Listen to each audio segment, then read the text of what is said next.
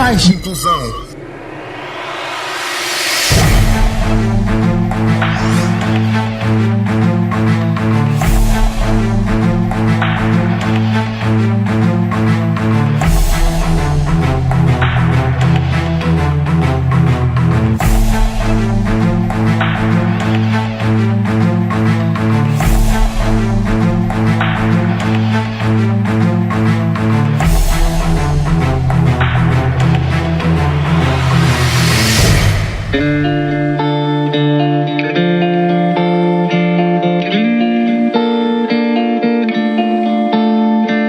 Saudações, amigo ouvinte, está no ar o nosso e o seu programa Mais Inclusão. 3 anos da sua existência, do Rovuma ao Maputo, do Zumbo ao Índigo, procurando contar histórias que visam mudar a consciência da sociedade moçambicana em relação aos direitos das pessoas com deficiência. Está na vossa companhia Maimuna Shabani na apresentação e Abdulrahman Ibrahimo na edição. Votos de uma excelente escuta. A Mais Inclusão conta com o apoio à produção da Montepuez Ruby Mining Limitada e da TV Surdo. Amigo ouvinte, vamos acompanhar o podcast da TV Surdo sobre as mudanças climáticas com o moderador Rafael Bata e seu convidado. Mais Inclusão.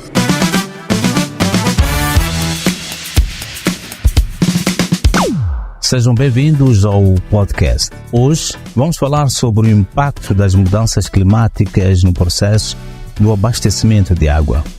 Estaremos com o convidado, o Dilman Mutis, que vamos conversar em torno desta temática. Eu sou Rafael Bata, irei conduzir esta conversa. Bom, seja bem-vindo, Dilman Mutis. Ok, muito obrigado pelo convite. Exatamente. Bom, vamos conversar, como eu já anunciei, sobre o impacto das mudanças climáticas no processo, né, do abastecimento de água. Bom, o que é que nos oferece mais ou menos sobre esta temática? Primeiro, antes de iniciarmos a conversa, talvez dizer o que é ADRMM, que significa Águas da Região Metropolitana de Maputo.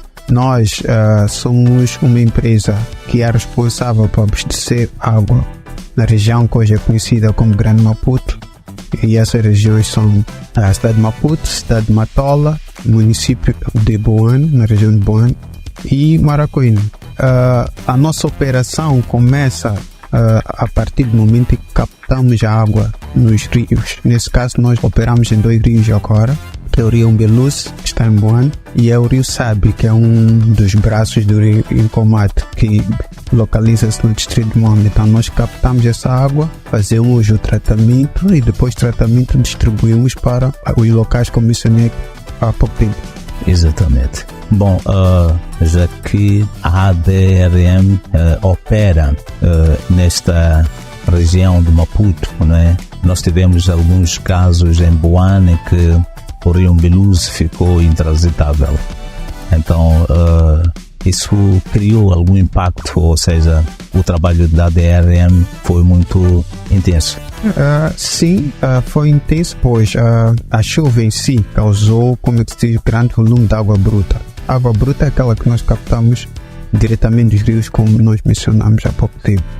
Então, quando há o aumento do volume de água bruta, acontecem alguns fenômenos, como é o caso da turvação de água, a erosão e tantos outros fenômenos. Podemos conversar exatamente sobre esses e outras coisas que possivelmente podem acontecer a partir do aumento de grande volume e como é que isso impacta, talvez, nas nossas operações. É aqui onde que queria chegar, porque nessas águas turvas, disse há pouco tempo que fazem o tratamento da água, mas não é exatamente total, porque a água também sai nas torneiras um pouco turva, exato. Então isto não cria aqueles problemas, doenças hídricas, diarreias e outras coisas mais? Acredito que não, mas a água está ali, porque a água sempre passa por um processo de tratamento. Tem alguns processos que nós passamos, mas nós sempre garantimos ou fazemos um esforço para que a água chegue em condições à casa daqueles que são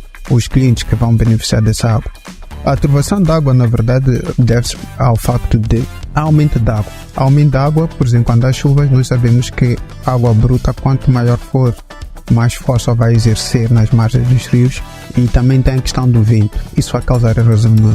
Erosão, isso vai fazer com que o índice de turbidez da água, o índice de turbidez aumente e aumenta a coloração. Aquela coloração meio castanho ou meio cinza, em muitos casos. Mas o que é que acontece? Quando entra na estação de tratamento da água, é muito mais difícil tornarmos aquela água transparente, como as pessoas estão habituadas. O processo de tratamento da água fica mais difícil. E esse processo tem dois nomes. Primeiro tem a coagulação, que é pegar todos os resíduos que a água pode ter, todas aquelas partículas que a água pode ter, coagular no único sentido. Depois tem a flocuação, então fica mais difícil, mas o esforço da ARM é fazer com que a água que sai da torneira sempre é pura e seja propícia. Embora tenha aquela cor que mostra que parece ser um pouco turva.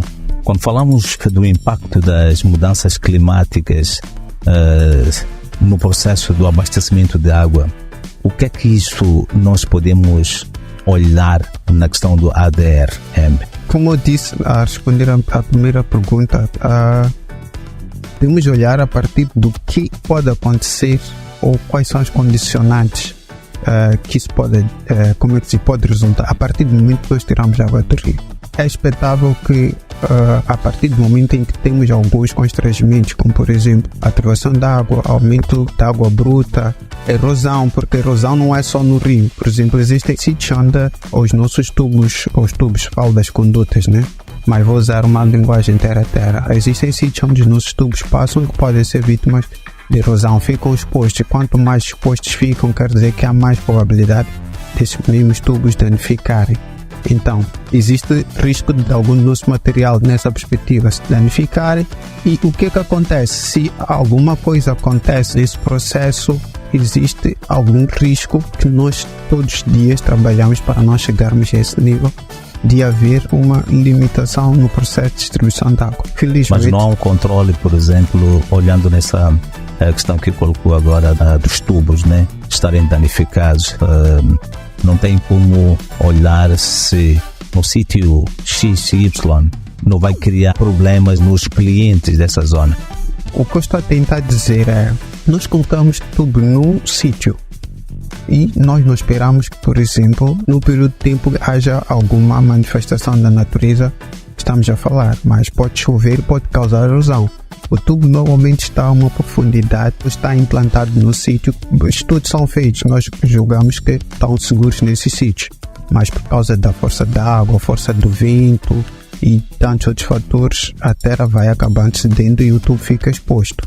O tubo não está danificado como tal naquele instante, mas pode ficar. O nosso esforço é não danificar, mas nós podemos, como eu disse, sofrer um impacto ambiental a partir do momento que as forças, como eu já disse, vamos supor, o tubo que estava protegido pela terra naquele momento fica exposto, e a partir do momento fica exposto com deslizamento que pode haver, esses pequenos deslizamentos que há por causa da força do vento, e outras coisas podem acontecer. Uma pedra pode cair no tubo e pode causar uma rachadura, qualquer coisa parecida, e a partir daí já temos problemas. Mas todos os dias temos equipas 24 horas disponíveis ao ponto de não permitir que essas coisas aconteçam. Tem uma equipa que faz um controle, não é? Para ver se o ambiente, ou seja, a erosão criou danos. Sim, tubos, sim, né? exato. Exatamente. Exato. Bem, olhando a questão deste impacto, não tem recebido mais ou menos na empresa, por exemplo, a questão da reclamação daquilo que nós falamos anteriormente, das águas serem turvas, por exemplo, e com medo desta água trazer algumas doenças. Seria normal se nós recebêssemos, porque as pessoas querem água de qualidade. E a partir do momento em que a água apresenta uma coloração ou uma textura diferente, é normal que as pessoas perguntem se a água é de qualidade. Mas, como eu disse, existe um trabalho de base. A água que chega aos nossos clientes todos os dias são feitos testes para saber se é uma água que deve chegar à casa de cada um de nós. Bom, dentro das mudanças climáticas, o vento, falamos também das chuvas que já tivemos aqui na cidade de Maputo. Isso não cria, por exemplo, houve um momento em que a água não saía, né? Isso deve-se também à erosão, que foi criar problemas até nas máquinas. Nunca teve esse... Não necessariamente. Pois. Ainda bem que falou das máquinas. Existe um risco, mas isso é um risco como extremo das chuvas a chegarem às nossas máquinas. Mas felizmente não chegamos a esse ponto. Porque mal que as chuvas começaram, existem equipas que estão no terreno para verificar. As águas estão, primeiro, nas estações de tratamento de água. Aliás, se o efeito das chuvas e do vento não danificou alguma coisa, primeiro nas estações de tratamento de água, e depois, quando a água tratada sai da estação de tratamento de água, vai para outros pontos que nós chamamos de distribuidores. Então nós chegamos até lá para perceber se os centros de distribuidores sofreram ou não sofreram.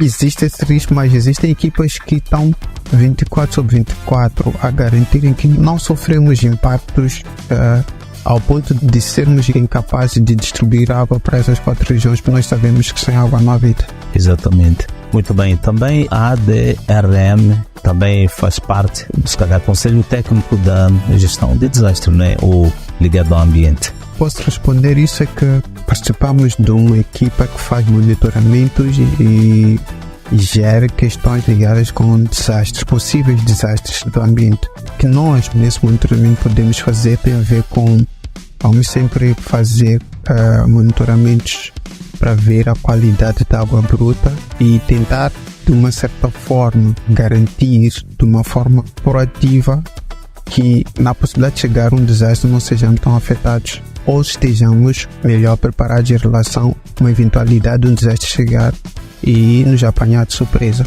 A questão de fazer a monitoria das águas brutas para poder tratar para que esta água chegue ao cliente ou ao consumidor, isto está ligado ao Conselho Técnico ou apenas é algo ligado mesmo ao trabalho da ADRM? Posso dizer que não é uma coisa isolada, mas nós fazemos algo para nós garantirmos, na nossa parte, nós fazemos algo para garantirmos que a água chegue com qualidade para os clientes. Posso dizer, por exemplo, o que é que nós fazemos. Nós sempre vamos monitorar como é que os rios estão, vamos fazer planos de emergência a partir de um período que nós achamos que há a probabilidade de fazer isso. Se for possível, vamos fazer um engajamento, como se diz, comunitário, mas esse engajamento comunitário visa na proteção, como é que se diz, da fonte de água, que é o rio. Porque, como eu disse no início da nossa conversa, a nossa operação começa quando nós tiramos a água do rio.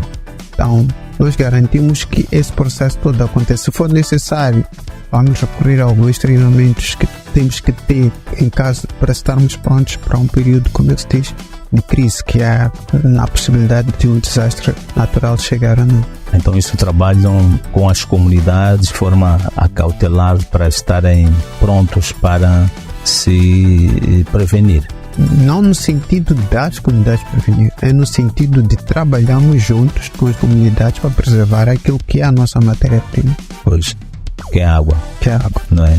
Então a prevenção, como é que é feita esta colaboração com a população? Nós temos diálogos, encontros regulares com a comunidade, temos diálogos de meio ambiente e nesses diálogos nós sempre vamos passar a mensagem de que aquela água é necessário estar com qualidade. A água bruta, nesse caso, tem que ter qualidade para nós captarmos e é normal, por exemplo, numa altura de crise, por exemplo, com aumento caudal, ter possibilidade de apanhar alguns resíduos sólidos. Quanto mais longe o resíduo sólido estiver da margem, principalmente numa altura de crise, melhor, porque entramos naquele processo em que alguns aspectos operacionais ficam difíceis por causa de prováveis resíduos sólidos que tem. Falo de resíduos sólidos, mas falo de outras questões que podem dificultar a nossa operação numa altura de crise. Exato. E na comunidade nunca já trabalharam com a comunidade, que a mesma comunidade é resistente a essa chamada de atenção? Não, temos a sorte de, tanto em Moana como em Moama, temos a sorte de termos uma comunidade que trabalha de mãos juntas connosco. Não temos nenhum ponto de queixa que podemos dizer que a comunidade A, B, C ou D é resistente a algo que nós vimos desde então a conversar com elas. Porque como normalmente se trabalham desta forma e a comunidade ou as pessoas que vivem nessas comunidades nas quais têm trabalhado recebem esse comitê, o vosso trabalho, são bem-vindos e estão de parabéns. E que na questão do ambiente, nós quando trabalhamos aqui, falamos do ambiente, essa mudança climática, a água também, às vezes a tendência é as pessoas não entenderem que tanto a mudança climática traz os seus malefícios, falamos também da água, né? Exato. Então, cria-se também questões de doença. Quer dizer, a população muitas vezes não entende isso, né? Quando vão lá na comunidade, é recebida a questão de rompimento da areia, tanto cai pedras no solo. Como é que a comunidade recebe, organiza para que os tubos não ficam afetados, por forma que a água fica turva ou contaminada? Por acaso acabou de responder a pergunta anterior.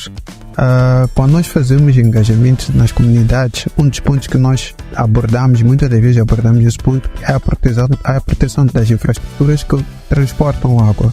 E as comunidades perceberem que aquelas infraestruturas são vitais, são elas próprias, em primeiro lugar, denunciam quando existe algum tipo de rompimento. Em segundo lugar, são elas que protegem aquilo que é as nossas condutas, até a altura em que vai chegar uma equipa mais técnica que vai resolver qualquer fratura que a conduta possa ter. Dentro dessa atividade que fazem nas comunidades, e falou um pouco sobre o comitê na qual fazem parte, pode explicar um pouco mais essa questão do comitê? A lei que nós temos um plano de monitoramento como empresa. E nesse caso falei das atividades que nós temos, que é monitoramento, plano de ação em caso de emergência, engajamento comunitário e, se for necessário, algum tipo de treinamento. É nessa ordem que nós trabalhamos em caso de ocorrência de alguma calamidade ou desastre, como foi o caso das últimas chuvas. Não tem monitorado, por exemplo, nos centros de acomodação, por exemplo, como é que as águas, as torneiras, os tubos estão lá, são tratados? O nosso trabalho até então é garantir que a água chegue em casa do cliente com condições. Uma água que tem potencial para resolver os problemas básicos dos nossos clientes. Em um caso em que um centro de acomodação tem um contrato com a ADM, nós chegamos lá e vamos verificar se a água chega lá em condições, caso seja solicitado. Mas os centros de acomodações não é um assunto, por exemplo, que esteja dentro daquilo que é. Não é a entidade da ADM que lida diretamente com esse assunto. Existem outras entidades. Muito bem. Dentro desse engajamento da população, como é que a ADRM olha esse engajamento? Positivo? De forma positiva, porque nós trabalhamos mutuamente com as comunidades com as quais nós nos relacionamos.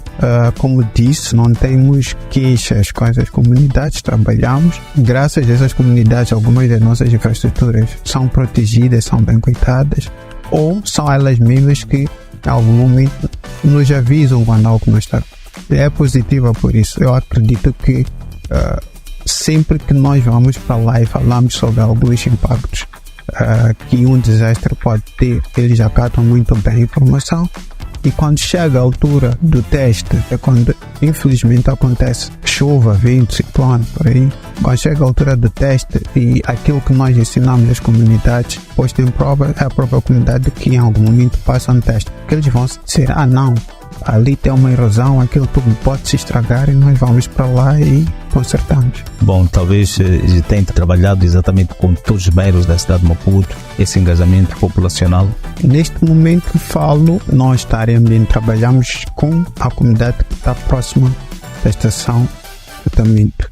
Mas existem áreas dentro da DRM que fazem como esses trabalhos em outros bairros. E a resposta é sempre a mesma. Sim, as comunidades, nesse caso, se há uma fuga, por exemplo, no bairro de Mavalane, a comunidade em algum momento vai fazer questão que aquela informação chegue para nós.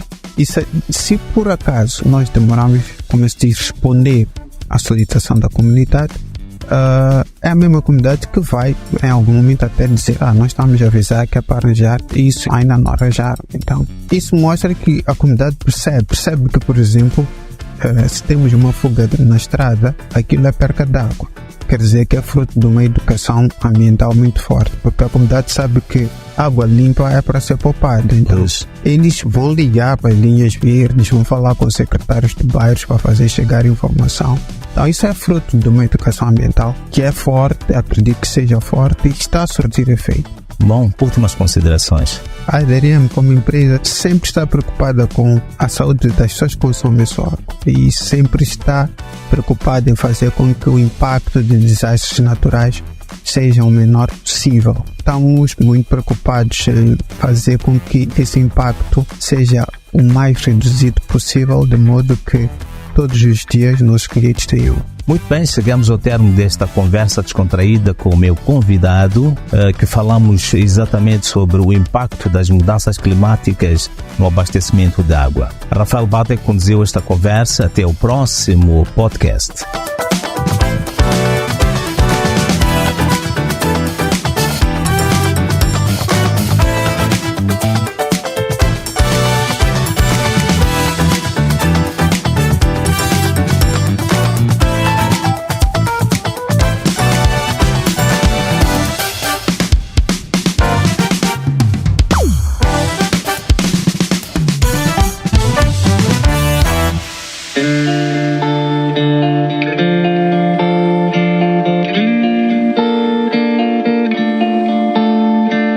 Amigo ouvinte, já na reta final do programa das rádios comunitárias Mais Inclusão. Mas antes, vamos ao dicionário inclusivo. Dicionário inclusivo. Seja bem-vindo à rubrica Dicionário Inclusivo. Nesta edição, vamos aprender como tratar uma pessoa com mobilidade reduzida ou usuário de cadeira de rodas. Como chamaria uma pessoa nesta condição? Eu penso que devamos tratar como portador de deficiência, porque independentemente da forma como a pessoa possa receber essa informação, a pessoa tem alguma deficiência, né? Então eu penso que essa é a forma correta de tratarmos pessoas com essa necessidade especial. Do meu ponto de vista, eu acho que devemos tratar por cadeirante, porque com mobilidade para se locomover, então acho que o termo deficiente é um pouco pesado. Eu acredito que o correto seja portador de deficiência. Por quê? Bom, eu acho que chamar alguém de cadeirante ou deficiente são dois termos pejorativos que reduzem a pessoa, né? Eu acredito que baixam a autoestima. Agora, dizer portadora de deficiência ou a pessoa com deficiência, acredito que sejam termos corretos. A palavra certa é pessoa com deficiência. Um portador, em algum dia, pode entender deixar o que porta, como, por exemplo, o bilhete de identidade. Em relação à deficiência, uma pessoa vive com ela. Assim se trata pessoa com deficiência. Até a próxima edição. Dicionário inclusivo.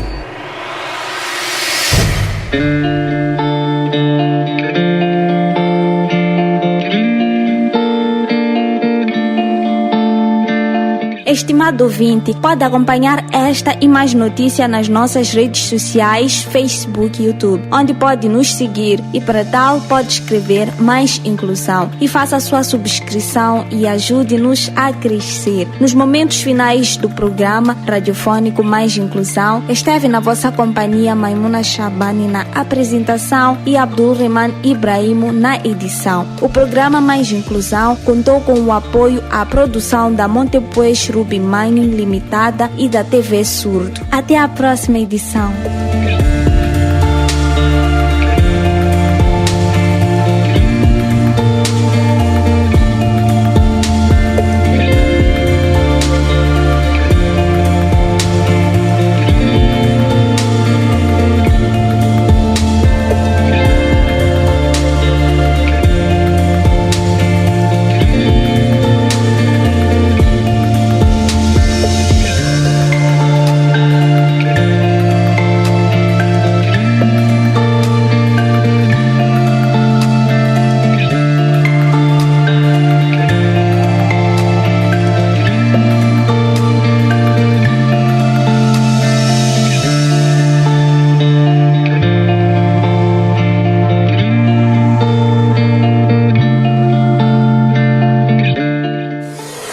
mais inclusão.